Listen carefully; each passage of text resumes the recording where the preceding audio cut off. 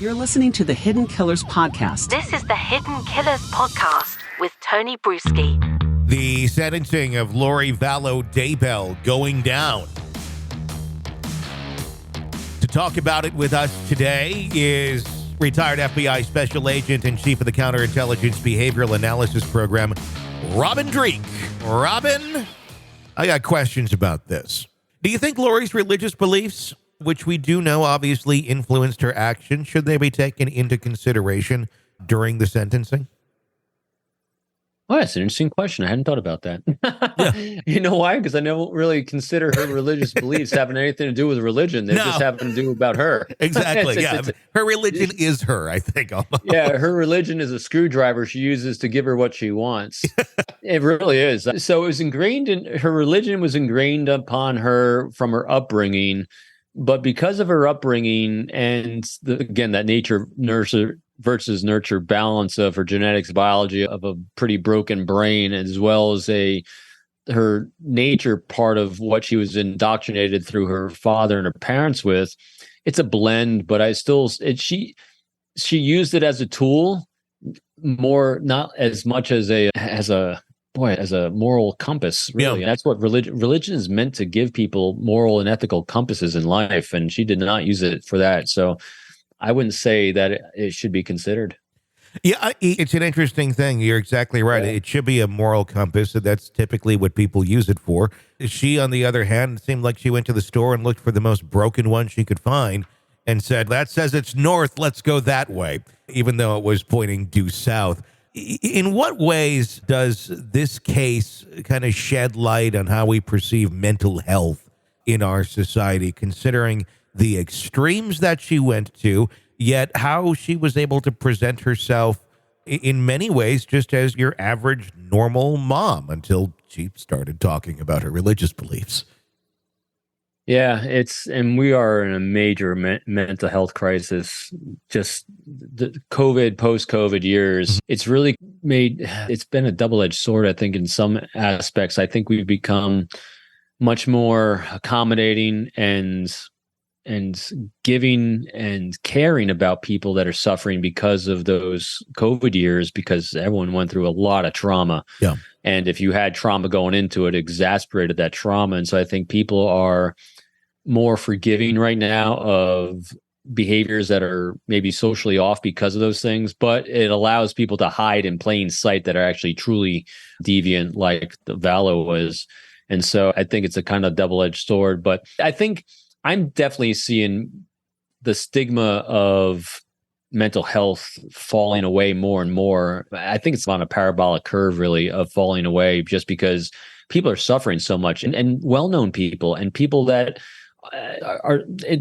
when you can let go of the shame of things and society doesn't shame you, it's amazing the things you can solve in life. And I think that's what's happening is the de-shaming of mental health with a lot of people is helping people get fixed finally, I hope. Hopefully. Do you feel like those years of COVID brought a lot of people to the surface? And Lori Vallow Daybell is not one of those cases, I believe. There's a lot of these things were going on before COVID. There was some during COVID, but I think she doesn't necessarily have the effect of COVID on this case. But I think there's many others that have popped up since that maybe otherwise wouldn't have gone to extremes that they did.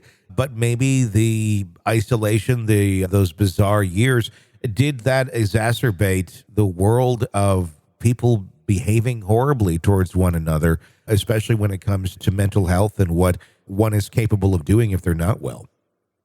100%. Our mental health as a biological organism really stems in two major areas, and that is the first and foremost is our ability to connect with healthy relationships with others. We are social creatures, and when we are denied the ability to have good social interactions in person, Zoom is fantastic. What a gift it was compared to nothing. But it does not take the place of in-person. The power of in-person, the power of proximity is major.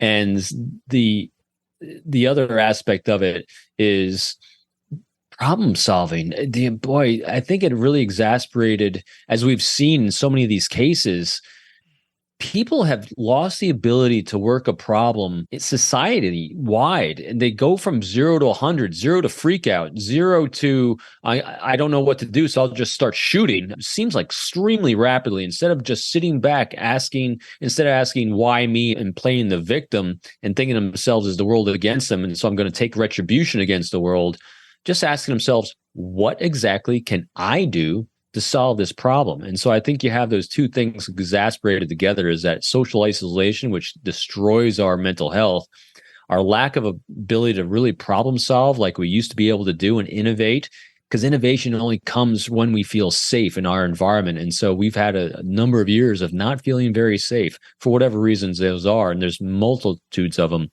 But I think those have been really highlighted in the last bunch of years, without a doubt. Does the case highlight any gaps when they look back on this in terms of law enforcement reviewing this and protecting children? Because there were many months here between saying, where are your kids, to actually forcing her to show up with her kids, which she obviously did not do and then was investigated. Is this situation something that one can look back on and go, you know what, it's how we did it then, but we need to be able to get ahead of the game on this and not basically let someone like this win and get ahead of law enforcement and end up taking the kids out before they can be found? I hope so. It's anytime we face anything in society for the first time and it's catastrophic, very rarely do we go back and make the same mistake twice. I've used 9/11 as a reference for this. I'm hard pressed to think anyone's ever going to be able to hijack a plane like happened during 9/11, because that was so profoundly impactful about how they did what they did to destroy lives and destroy mental health, that it can't happen again. And so I'm hoping that the same thing happens here when we see the shameful pain that's been inflicted on children. And you and I have talked about the foster system in particular. I am very hopeful that now that people see that some damage can be done and prevented early on, I'm hoping this starts to more of a process. If you see something, say something. And now that we're taking a closer look at the impact of this on children and homes, they're going to say something. Just in school districts, I think across the country right now, they're seeing they need to make a change about the interaction that they're having with children in a positive way in this light. So I'm hoping. But hey, the pendulum swing. And I think the pendulum was way on the side of negative impact on families and children because of these past bunch of years. But I think because of this heightened pain that we've been through, hopefully that pendulum is swinging back the other way now. This is an examination of the hidden human condition. This is the Hidden Killers Podcast. The Hidden Killers Podcast with Tony Brueski.